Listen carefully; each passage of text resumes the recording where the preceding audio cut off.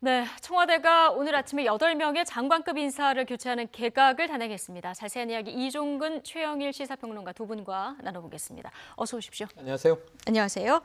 8명의 중폭 개각이 단행이 됐습니다. 오늘 일단 개각의 의미, 성격 어떻게 규정할 수 있을까요? 일단 이미 상반기에 문재인 정부에서는 8월 달까지는 개각을 할 것이다라고 공표를 했어요. 왜냐하면 9월 달이 시작이 되면 국회가 시작이 되고 국회가 시작이 돼서 만약에 개각을 해서 청문회가 여러 건의 청문회가 겹친다 그러면 예산국회가 일정이 제대로 돌아가지 않을 것이다라는 예측 때문에 그러니까 국회에서 이제 이 출마를 할 사람들은 미리 한 8월 정도에는 개각을 할 것이다라고 예상을 했거든요. 그런 수요와 함께 더불어서 사실 국정 상황에서 여러 가지 지금 그러니까 반일 친일 논란을 포함한 한일 외교 문제 또 뭐 중국, 러시아, 영공 침해 문제까지 포함해서 미국의 또 방위 분담 이런 외교적인 문제들이나 혹은 국내외 정세 이런 부분에서 한 번 정도 또 모멘텀을 가져야 되지 않느냐 이런 두 가지 어떤 이유가 맞물리면서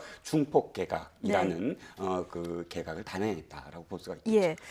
물론 뭐 가장 눈에 띄는 가장 관심을 모았던 그 개각 인사 명단은 조국 전 민정수석의 법무장관 행 지명이 된 부분인데 이건 얘기가 좀 길어질 것 같아서 뒤로 빼고 이 밖에 오늘 개각에서 좀 눈에 띄는 인물은 어떤 인물이었습니까? 생각보다는 많지는 않았어요. 예. 장관급으로는 8명인데 부처는 4군데밖에 안 됩니다. 그중에서 제가 눈여겨본 것은 아무래도 과학기술정보통신부인데요. 최기영 교수, 서울대 교수입니다. 이 전기정보공학부 교수인데 이분도 이제 전기공학 박사예요. 그리고 또 이 분야에서는 적어도 반도체, 인공지능, 우리가 4차 산업혁명으로 문재인 정부에서 굉장히 좀 중요하게 첨단 산업으로 가고자 하는 과정에서 그 수장으로는 이제 학자이면서 그 분야의 권위자, 반도체와 인공지능 부분의 권위자가 내정됐다고 하는 점에서는 의미가 있고 저는 지금 한일 경제전 와중에 지금 이 포석이 가장 중요한 포석이 아니겠는가. 왜냐하면 한일 갈등과 연계도 있는 개각. 이 대목에서 저는 연상되는 부분이 DJ, IMF 초기에 정보통신부 장관의 당시에 배순훈 교수, 우리 탱크주의라는 이름으로 유명한 당시에 대우전자의 배순훈 회장을 장관으로 영입했고요.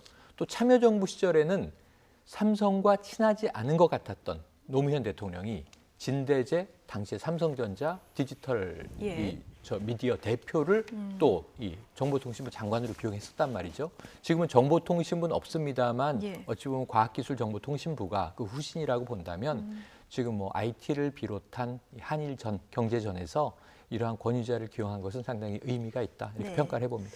지금 뭐 과기부 장관, 농림축산식품부 장관, 여가부 장관 총선 때문에 이제 바뀌긴 했는데 그밖에 김현미 국토교통부 장관, 유은혜 사회부총리 겸 교육부 장관도 들어가지 않을까 했는데 이번엔 유임이 됐습니다. 네, 그렇습니다. 일단 저희가 예상해 볼 수 있는 것은 정치인들 중에 아직도 내각에 포함된 분들이 계시잖아요. 또 이낙연 총리를 포함해서. 근데 이분들도 사실은 이제 교체 가능성이 있는데 총리는 워낙에 사실은 이 동의안 그러니까 국회에서 동의안이 굉장히 엄격하게 지금 적용이 되므로 총리는 가장 늦게 아마 개각을 교체를 할 것 같고요.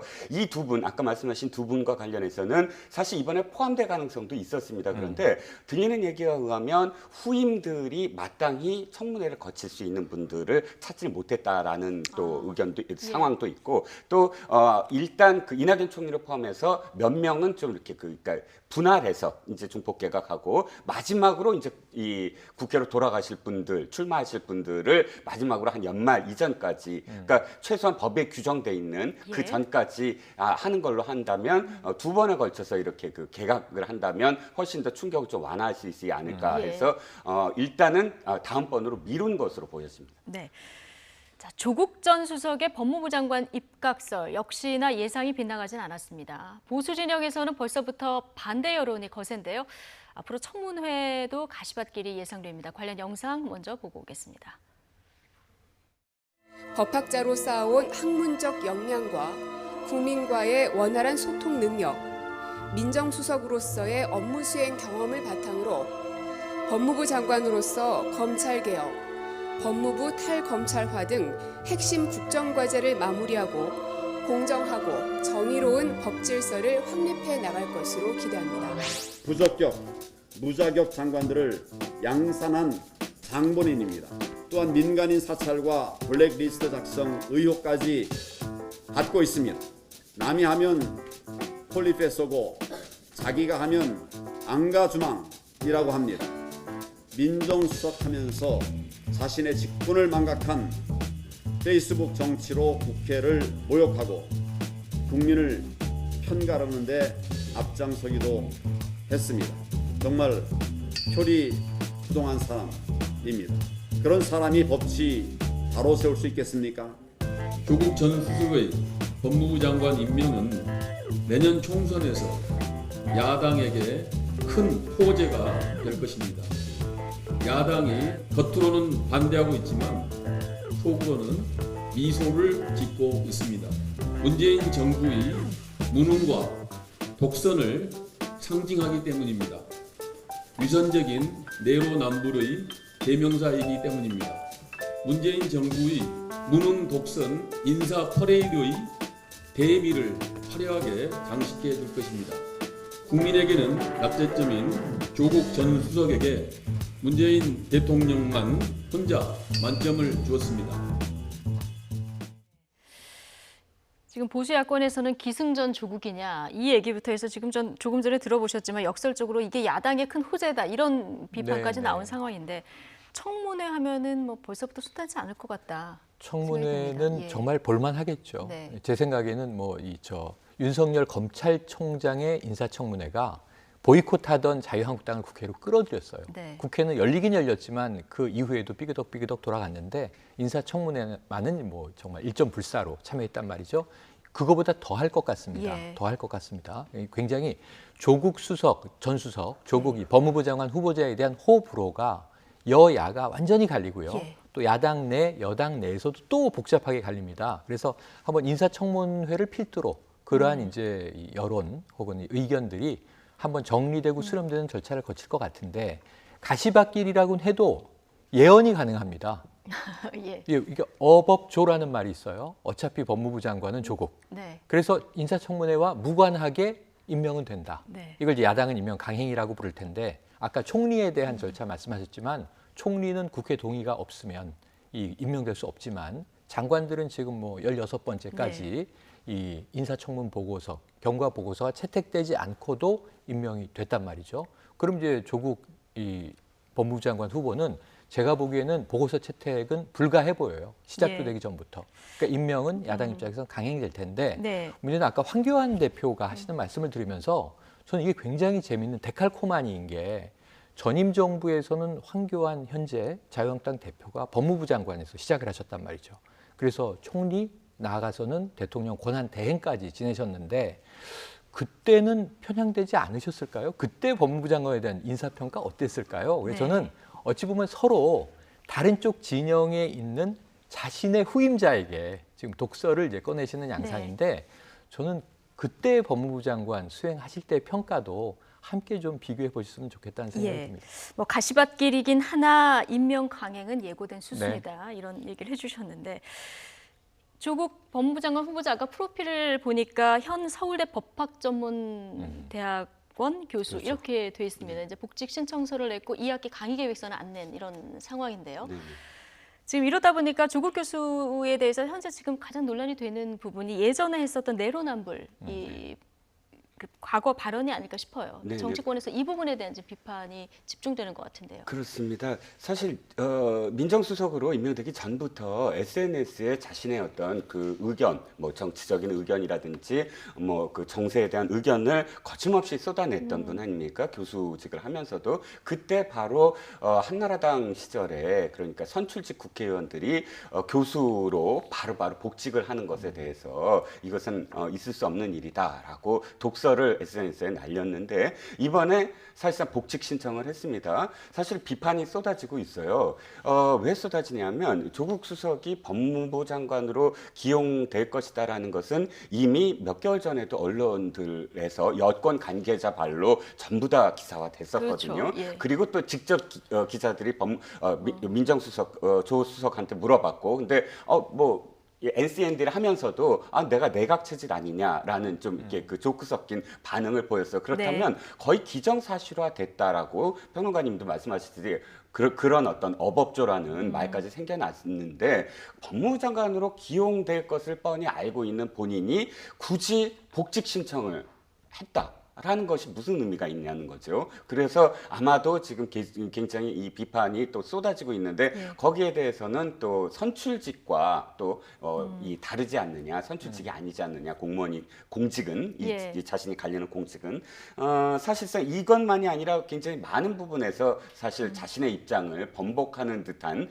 그런 표현들이 계속 이어지고 있어서 아마 이번 청문회가 사실은 1패를 지금 안고 있거든요, 야당이. 2018년 12월 31일 날 그 운영위를 열었는데 15년 만에 조국 수석이 참석을 합니다. 그때 사실은 칼을 갈고 나왔는데 패배를 했다. 야당이 제대로 못했다. 그래서 조국 수석만 승리하고 돌아갔다라는 그런 그 오명을 지금 야당이 쓰지 않았습니까? 아마도 1대 0이라는 이 스코어를 어떻게 또 전복을 하기 위해서 야당은 더 칼을 갈 것으로 보입니다.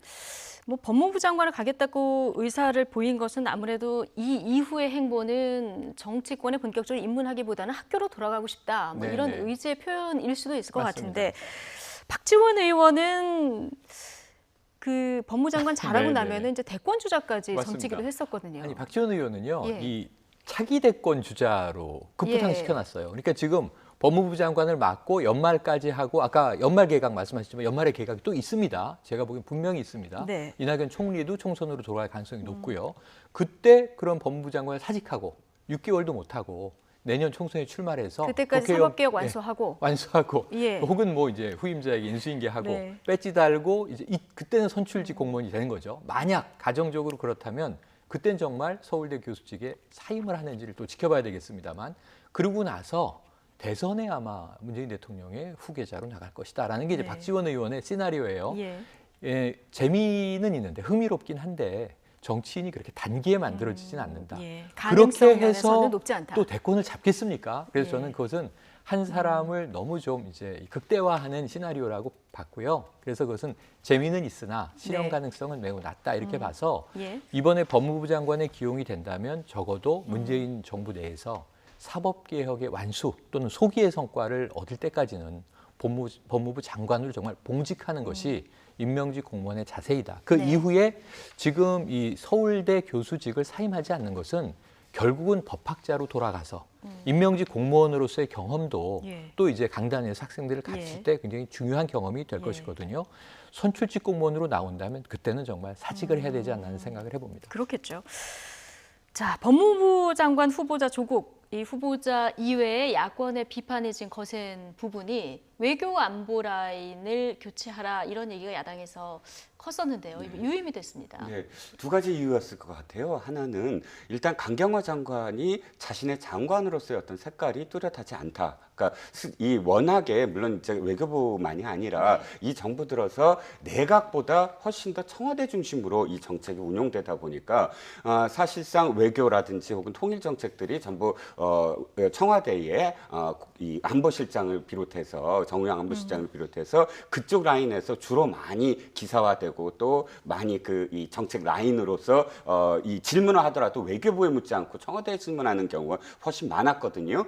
그렇기 때문에 더군다나 이제 외교와 관련해서 이전에 예를 들어서 DJ 정부 시절에는 한승수 장관이 떠오르고 또 노무현 정부 시절에는 윤영관 장관, 송민순 장관, 또 반기문 장관 이렇게 외교부 장관이 뚜렷하게 떠오르는 데 반해서 지금 문재인 정부의 3년 차 된 강경화 장관이 뚜렷하게 자신의 어떤 그런 철학이 담긴 외교 정책을 보여준 적이 있느냐라는 점에서 사실 비판이 일고 있고요. 두 번째는 사실 지금의 한반도의 외교가 굉장히 시급한 시국이다. 지금 중국 관계, 러시아 관계와 비롯해서 한일 관계는 악화돼 있고 또 미국과의 관계 역시 사실은 미국의 미국 우선주의가 상당 부분 서로 간의 한미 동맹까지 흔들리게 만드는 그런 지금 상황이 이르지 않았습니까? 그러니까 분위기 쇄신 플러스 그다음에 강경화 장관에 대한 어떤 또 배려 이런 것들이 포함이 돼서 외교부 수장만큼은 이번에 좀 바꿔야 되는 게 아니냐라는 목소리가 높았습니다. 근데 일단은 저는 강경화 장관까지 포함을 해서 10월 개각을 생각을 생각을 할 수밖에 없을 것 같아요. 왜냐하면 4월 총선이니까 6개월 전에 공직을 내려놓아야 한다면 10월에 개각에 아마도 강경화 장관도 포함되지 않을까.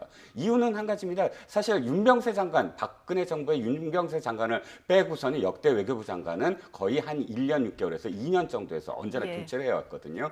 근데 강경화 장관이 만약에 정말 이번에도 안 된다 그러면 윤병세 장관처럼 뭐 끝까지 강경화 장관을 함께 하지 않을 생각이라면 아마 교체가 되지 않을까 싶고요.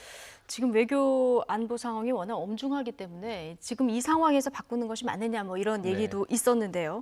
주미 대사도 관심이었는데요. 문정인 특보가 가지 않겠느냐 했는데 맞습니다. 지금 이수혁 민주당 의원이 내정됐습니다. 문정인 특보가 직을 고사했다. 상당히 고사한 것으로 전해지는데 한 가지는 뭐 개인적인 이유는 우리가 알 수 없겠고요. 다만 문재인 정부의 본인의 미국 대사직은 부담이 될 수도 있다. 왜냐하면 지금은 굉장히 자유로운 상태에서 리베로라고 부르죠. 지금 발언만 해도 학자로서도 뭐 얘기하고 나오니까. 교수로서도 얘기하고 또 대통령 특보로서도 얘기하고 굉장히 이제 양수겸장으로 정말 아주 직언을 쏟아내는 그런 이제 외교 특보인데 이 외교 안보 특보죠. 그런데 대사직은 사실은 좀 다릅니다. 상당히 엄중해집니다. 그래서 문정인 특보의 개인적 고민도 있었고 또 정부에 누가 되지 않을까도 있는데 전 더 큰 원인이 지금 그 관측 보도가 일부 있는데요. 이 미국의 백악관에서 선호하지 않는다. 사실 트럼프 대통령은 주미 영국 대사를 최근에 교체했습니다. 킴 데럭이라고 하는 이메일로 본국에 보고하면서 트럼프 대통령을 상당히 좀 비하해서 보고했다는 내용이 공개돼서 문제가 파장이 있었는데 사실은 영국 대사는 아그레망은 미국이 줘야 되지만 지금 현재 재직하고 있는 대사에 대한 소환 권한은 본국에 있는 거거든요. 내정 간섭이라고 볼 수도 있는데 이 사람 교체하시라고 압력을 넣어서 교체해버렸어요. 그 정도로 이제 트럼프 대통령이 자신에 대한 평가에 대해서 대외적으로도 민감한데 지금 이제 이 한미 관계는 그 어느 때보다 중요하지 않습니까? 그렇죠. 이런 상황에서 선호하는 인물에 대한 이 미국 쪽에 호불호가 있었을 가능성도 저는 없지 않다 이렇게 관측을 해봅니다. 지금 미국에서 방위비 분담금이라든가 중거리 미사일 배치라든가 호르무즈 파병 문제라든가 지금 안보청구서 어디까지 내밀지 굉장히 주목되는 상황이라서 오늘이 중요한 분기점이죠. 그렇죠. 오늘 마크 에스퍼 신임 국방장관도 맞고요. 자, 굉장히 중요한 자리가 될 것 같습니다. 자, 지금부터는 한일 갈등 얘기를 좀 해보겠습니다. 어제 일본이 수출 규제 품목 한 건에 대해서 수출 허가를 내주면서 일본의 속내는 뭘까 관심이 모아지고 있습니다. 지금 청와대와 여권에서도 이 반일 발언 수위 조절에 나선 모습인데요. 관련 영상 보고 이야기 나눠보겠습니다.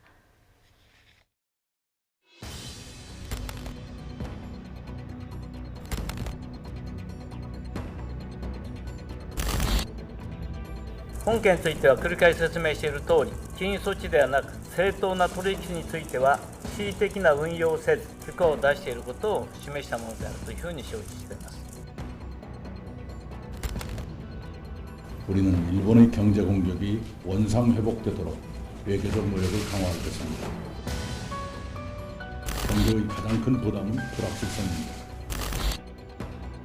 그러나 지금까지 한 조치만으로도 양국 경제와 양국 국민 모두에게 이롭지 않습니다. 결국은 일본 자신을 포함한 모두가 피해자가 되는 승자 없는 게임입니다.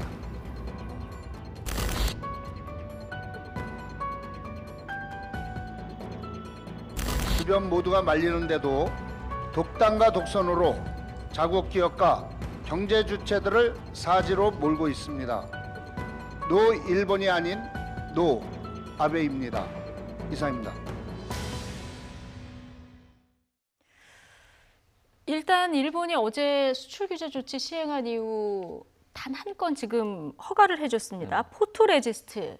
이게 어떤 건지도 좀 궁금하고요. 이게 삼성전자에서 수입하는 품목이라면서요. 네, 그렇습니다. 시네스라는 회사에서 삼성전자에 그 수출하는 품목이고요. 우리 그러니까 반도체 디스플레이를 할 때 쓰는 감광액. 그러니까 포토레지스트를 그대로 우리 번역을 하면 그렇게 그 감광액이라고 해서 사진과 관련돼서 이렇게 이 포함되는 그런 그 소재인데요.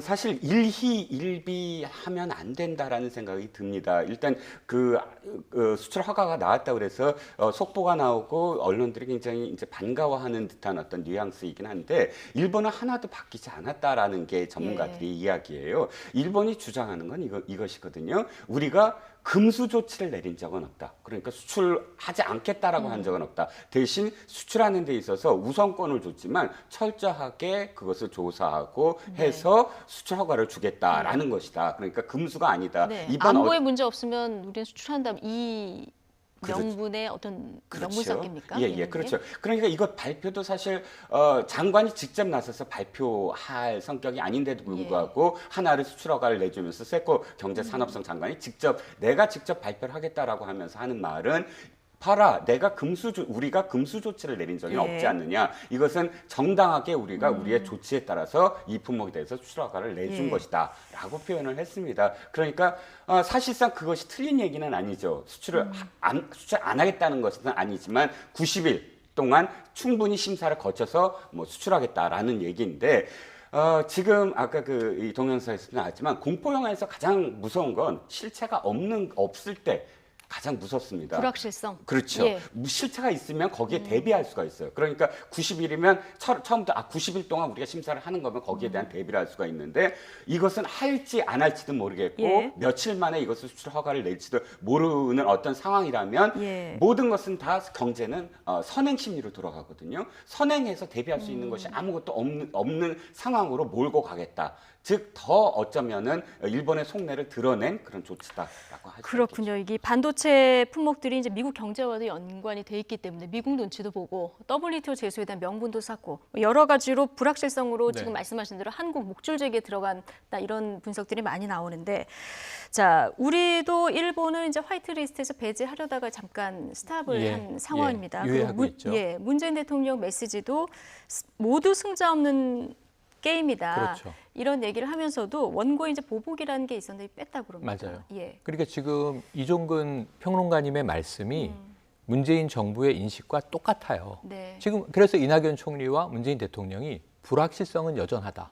그러니까 지금 이 일본의 시그널 하나를 지금 허가한 거 혹은 그제 관보에 게재하면서 사실 우리가 특별 일반 포괄 허가국으로는 유지되거든요. 거기에 어디 해당하냐면 중국이나 싱가포르나 대만이나 일본하고 교육을 하고 있어요. 우리도 하고 있어요. 그러니까 수출 금지는 아직까지는 없어요.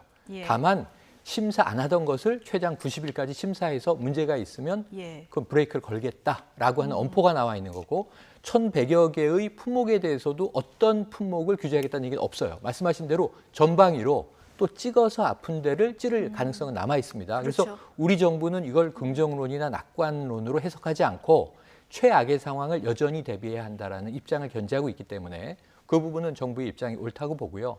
그럼에도 불구하고 또 다른 시나리오. 사실은 이게 이 강상준 교수가 와서도 그런 얘기를 했는데 아베 총리가 이걸 굉장히 치열하게 준비한 것 같지가 않다. 그러니까 지금 출구 전략을 찾아야 할 때다. 누가? 아베 정권 입장에서. 그렇기 위해서 톤다운을 하는 것이라면 우리 입장에선 서서히 풀려갈 가능성도 예의주시해야 될 것 같습니다. 여권의 반일 메시지 좀 톤다운된 이런 느낌인데요. 반 일본, 노 재팬이 아니라 지금 노 아베 이렇게 좀 모아지는 느낌입니다. 그렇습니다. 굉장히 다행스러운 일이죠. 왜냐하면 일본 전체에 대해서 반대를 한다고 했을 때 돌아오는 것은 일본 내에 이 지식인들이나 혹은 그래도 한국에 대해서 입장을 좀 표명하려고 하는 시민단체 이런 사람들마저도 적으로 돌리는 결과이거든요.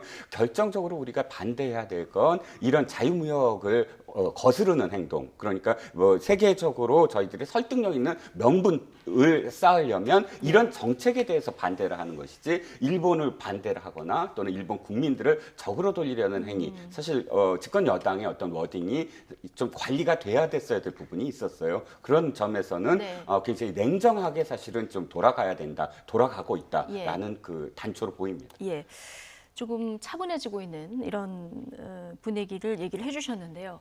자, 현 상황이 위기인가 아닐까 정치권에서는 연일 여기에 대한 공방이 이어지고 있습니다. 이 얘기 잠깐 듣고 오시겠습니다. 주식시장의 모습, 또 환율의 모습을 보면서 국민들께서 제2의 IMF가 오는 것 아니냐 하는 그런 불안 심리는 매우 깊게 퍼져 있습니다. 국민들 입장에서는 과연 이렇게 연기금이 사용되는 것이 적절한 것이냐, 내 노후 자금이 문재인 정권이 좀 잘해줘야 되는데 그 책임이 결코 가볍지 않다 이런 생각을. 우리 외교 역사상 이렇게 4강 외교가 모두 무너져버린 사례는 제 기억에 단 한 사례도 없었던 것으로 기억됩니다. 그런데도 이 정권은 대한민국을 더욱 고립시키는 셀프 왕따의 길을 고집하고 있습니다.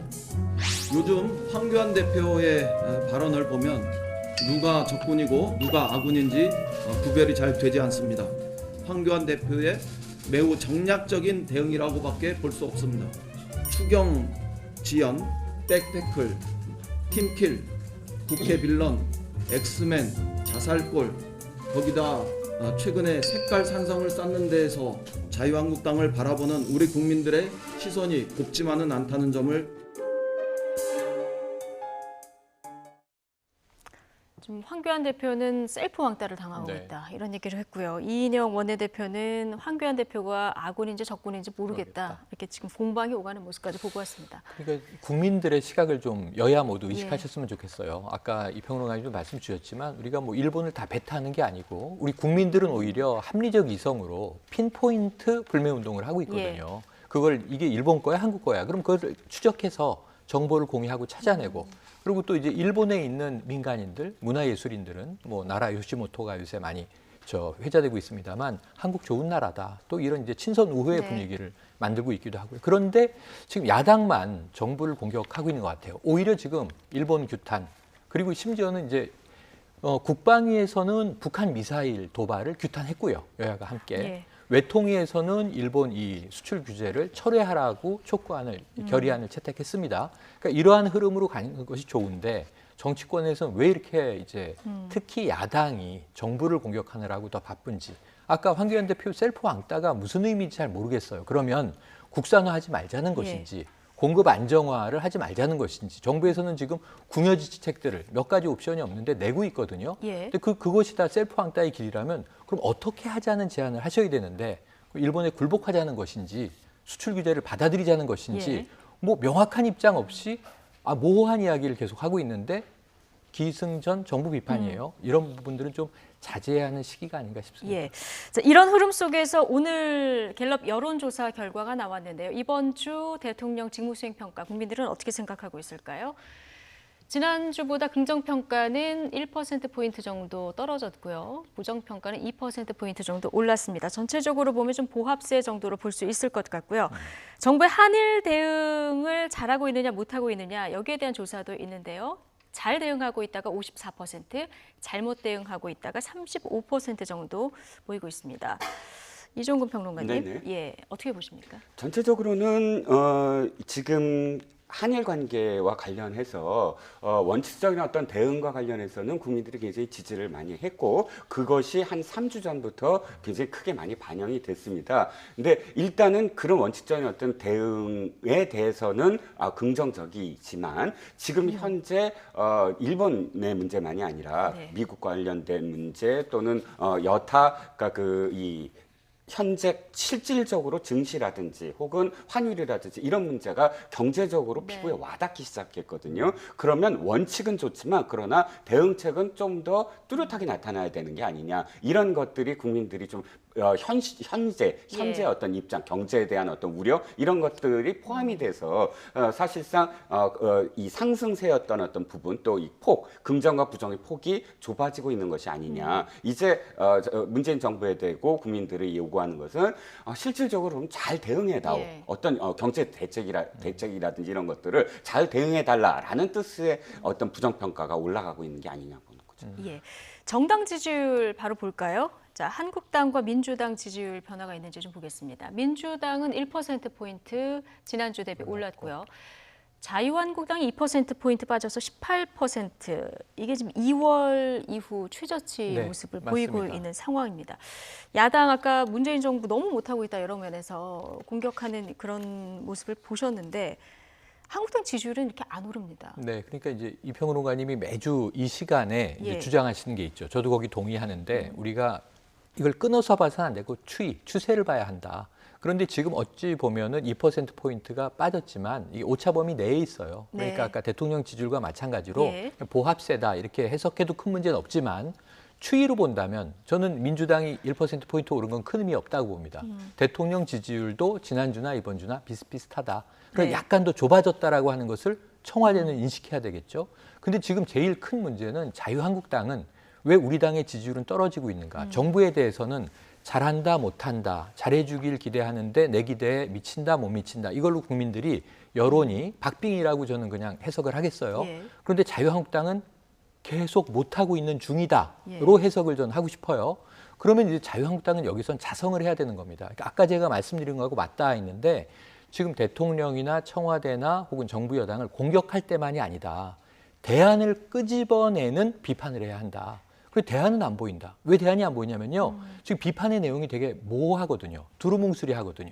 그러니까 셀프 왕따라든가 예. 자꾸 신조어를 만드는데 급급한데 심지어는 신조어를 만드는 팁이 있는 거 아니야? 뭐 이런 이야기들도 SNS에서 도는데 그러한 뭐 신조어를 만들 때가 아니라 예. 정책과 대책, 비전을 오히려 정부에 역제시하는 그런 모습을 보일 때 제1야당이 좀 든든한 네. 모습이 지지율 상승으로 이어질 것이라는 생각을 해봅니다. 지금 신조어 만드는 것보다는 정확한 대안을 제시하는 정당의 모습을 보여줘야 된다. 그래야 지지율이 오를 것이다. 이런 얘기를 해주셨는데 상황이 이렇게 녹록지 않은데 지금 나경원 원내대표 우리 일본 발언 때문에 좀 굉장히 곤혹을 치렀습니다. 네. 뭐 말버릇이다 이렇게 해명을 했는데 뭐 네티즌들 사이에 좀 비판 목소리도 나오고 있고요. 그런데 악성 댓글을 단 네티즌들을 지금 나경원 원내대표 무더기로 고소한 사실도 알려졌어요. 네, 그렇습니다.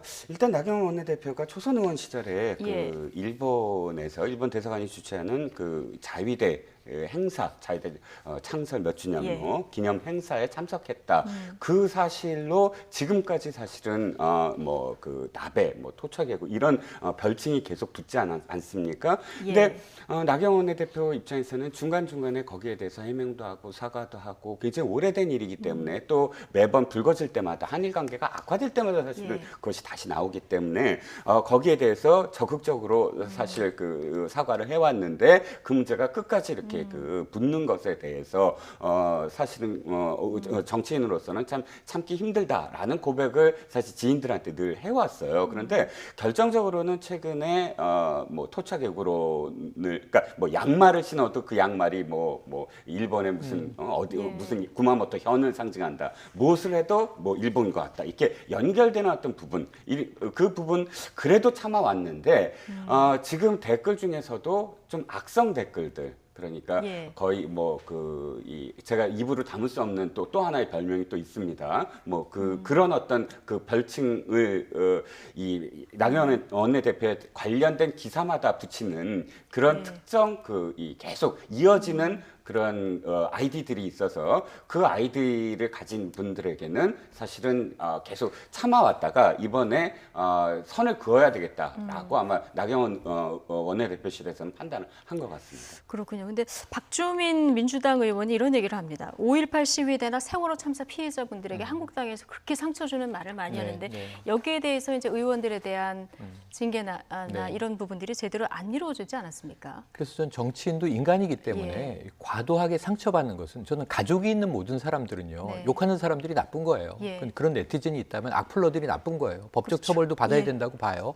연예인은 과거에 공인이고 대중의 사랑을 받아서 돈을 번다는 이유로 악플에 대응을 안 했지만 최근엔 대응합니다. 그렇죠. 정치인도 대응하는 건 옳다고 봐요. 법적 처벌을 주되 단 아까 말씀하신 대로 나는 그런 상처 준 적 없는가를 생각해야 되는데 역지사지를 반드시 지금 나경원 원내대표는 지도부입니다. 그러니까 말씀하신 대로 정치를 지켜보는 국민들이 바라볼 때는 세월호 유가족, 5.18 유가족, 국가 유공자분들 굉장히 이렇게 상처를 헤집는 발언들을 당신이 이끌고 있는 당에서 쏟아내지 않았어. 거기에 대해서 솜방망이 처벌하지 않았어. 그래놓고 자신은 그렇게 아프단 말이요. 역지사지를 느껴보시오. 심지어는 그 문재인 대통령 관련해서 집회에서 달빛 창문인 줄 알았다라는 말도 냈었습니다. 거기에 대해서 사과했습니까? 토착외구는요. 곽상도 의원이 또 대통령에게 돌려줬습니다. 이 기자회견에서 그 표현을 썼죠. 그러니까 이런 것들을 같이 쓰면서 나만 아파. 그러면 국민들이 공감하기 어렵다는 말씀도 이해하셔야 될 것 같습니다. 자, 남은 시간 동안 이 얘기 잠깐 해보겠습니다. 지난주 국회 추경안 처리 과정에서 음주 심사로 물의를 빚었었죠. 김재원 예결위원장 또다시 도마 위에 올랐는데요. 이번에는 어떤 논란인지 차현주 앵커가 전해드립니다. 지난주 국회 추경안 처리 과정에서 술을 마신 채 나타나서 물의를 빚었던 김재원 예결위원장. 이번에는 한국당 의원들에게만 공문을 보내서 예산 민원을 받겠다고 한 사실이 뒤늦게 알려졌습니다. 한국당 의원들에게 접수된 김 위원장 명의의 공문입니다. 한국당 소속 의원들에게 관심 예산을 알려달라면서 정부 예산안에 최대한 반영하겠다고 안내까지 했습니다. 김 위원장은 지난달 예결위원장에 당선된 직후 소속 의원들을 챙기겠다고 말한 바 있죠. 정부에 특히 그 예산 담당자에게 우리 당의 정책 또 우리 의원님들의 여러 가지 의정 활동에 관련된 그런 예산이 충분히 반영될 수 있도록 예산 심사를 공정하게 지휘해야 할 예결위원장이 대놓고 소속 의원 민원을 챙겼다는 비판이 여야 구분 없이 나오고 있는데요. 김 위원장은 의견을 취합하는 차원일 뿐이었고 압박은 없었다고 해명했습니다. 의원님들이 관심 있는 예산을 확인하는 것이고 아직 국회 예산서가 도착하지도 않았잖아요. 지금 당장에 어떻게 할 수 있는 건 하나도 없어요. 네, 국회 예결위원장인데 자당 소속 의원들에게만 예산 민원을 받은 게 이제 문제가 되고 있습니다. 지금 정치권에서 사퇴해라 이런 목소리까지 나오고 있는데요. 네, 그렇죠. 지금 차 앵커가 말씀하신 부분 중에 가장 이 귀에 들어오는 대목이 이겁니다. 대놓고 했다. 사실 예결위원장이든 혹은 예결위원들이든 예결위에 소속돼 있는 여야를 필두로 한 또 진영도 상관없이 모든 의원들이 왜 예결위에 들어가려고 그렇게 이 힘을 쓰겠습니까? 딱 한 가지예요. 예산안 할 때 어쨌든 의원들에게 부탁을 받고 또 자기 지역구 챙기고 이건 아마 올해 국회가 아주 최고일 겁니다. 왜? 총선 직전이니까요. 총선 마지막이니까 지금 이게 국회 끝나자마자 지역구 가서 내가 이번에 이렇게 했다라고 이야기하려면 아마 그것이 굉장히 뜨거울 겁니다. 그런데 문제는 이거예요. 그 변명을 제가 해명을 하려고 하는 게 아니라 이렇게 대놓고 한 적은 없죠. 예결위원장이 공문을 또 공문처럼 해서 각 의원들에게 뭐 이 예산안 어디에 주면 되겠니 하고 물은 거나 마찬가지거든요. 물론 대놓고 하든 안 대놓고 하든 이것 자체가 부적절하긴 하나 부적절한 걸 모르진 않았을 텐데요. 그렇죠. 그런데 이게 또 그게 있었어요. 상처가 황영철 의원과의 어떤 그 경제 황영철 의원이 내정이 돼 있었다. 사실은 1년만 하기로 해서 황영철 의원한테 가기로 했는데 심사하자, 경선하자 하고 들어가서 자기가 예결위원장이 됐으므로 이런 부분들에 대해서 좀 부담감 이런 것들이 의원들한테 이렇게 행동으로 나서게 했는데 뭐 사퇴까지는 저는 뭐 좀 과하다고 생각을 하지만 그러나 아까처럼 뭐 아직 예산안이 오지도 않았다라는 변명보다는 이러이러해서 내가 이렇게 한 것이다라고 뭐 해명을 하고 사과 정도는 하셔야 되는 게 아니냐. 예결위원장이라면 여야를 막론하고 어쨌든 국회에 들어오는 어떤 정부 예산을 눈을 뜨고 허술하게 들어간 점을 점검을 해야 되는 그런 자리이기 때문에 엄중해야 하는 자리. 그러니까 이런 어떤 행동에 대해서는 사과를 해야 되는 것이 저는 좀 마땅하지 않나 봅니다. 지금 이 와중에 추경 예산안 비판하거나 아니면 반대표 던졌는데 지역구에서는 또 내가 예산 이렇게 따왔습니다. 이런 현수막 내건 의원들도 이 와중에 또 있더라고요. 그러니까 이게 정치를 바라보는 국민의 의식 수준을 이제 정치권이 못 따라온다니까요. 어찌 보면 이걸 예를 들면 이 공문을 모든 당에 다 보냈으면 이거는 토론을 위한 공문 맞아요. 자당에만 보낸 게 문제예요. 예결위원장이라고 떡 박아놓고 자유한국당의 예결위원장이 아닌 거잖아요. 이 선생님 말씀처럼 국회 예결위원장은 정부 예산, 국가 예산을 총괄하는 데 매우 중요한 병목을 잡고 있는 자리인 겁니다. 근데 우리 당만 좀 뭐 쪽지 예산 내봐. 라는 것을 공문으로 대놓고 했다. 이건 심각한 문제가 되는 거고요. 오히려 공론화 과정을 거쳤다면 이건 예결위원장이 좀 박수 쳐주고 싶어요. 여러 당 다 모여서 진짜 필요한 예산, 아닌 예산 해달라. 근데 자유한국당 예결위원장이 뭘 했냐면 제일 처음으로 한 일은 추경 예산을 삭감하는 일이었어요. 100일 만에 역대 두 번째로 정말 늘어진 예산을 처리하면서 8,700억을 날려버렸습니다. 이게 일자리, 복지, 여러 가지 지금 예산인데 항목도 복잡해요. 왜냐하면 필요해서 날렸다기보다는 금액을 정해놓고 막 빼다 보니까 정말 지금도 확인을 해야 돼요. 꼭 들어있어야 할 예산이 빠진 게 없는지 혹은 정말 뺄 만한 예산을 뺀 것인지 아마 제가 한번 추정컨대는 본인도 모를 것이다. 일단은 이만큼 잘라냈다라고 하는 것이 이 자유한국당 예결위원장의 과업이 돼 있는 것 아니냐 하는 의심도 듭니다. 그런데 지금 내년도 정부 예산에 미리 지금 민원을 받고 있는 상황이 돼버리니까 아까 사과라고 말씀하셨지만 전 사과 이상의 조치를 스스로 해야 되는데 그렇지 않으면 이 국민들의 비난은 계속 이어질 것 같습니다. 네, 김재원 예결위원장가 해명이 적절하지 않았다 이 얘기까지 해주셨는데 후속 입장이 나올지 좀 지켜보도록 하죠. 이종근, 최영일 시사평론가 두 분과 함께했습니다. 고맙습니다.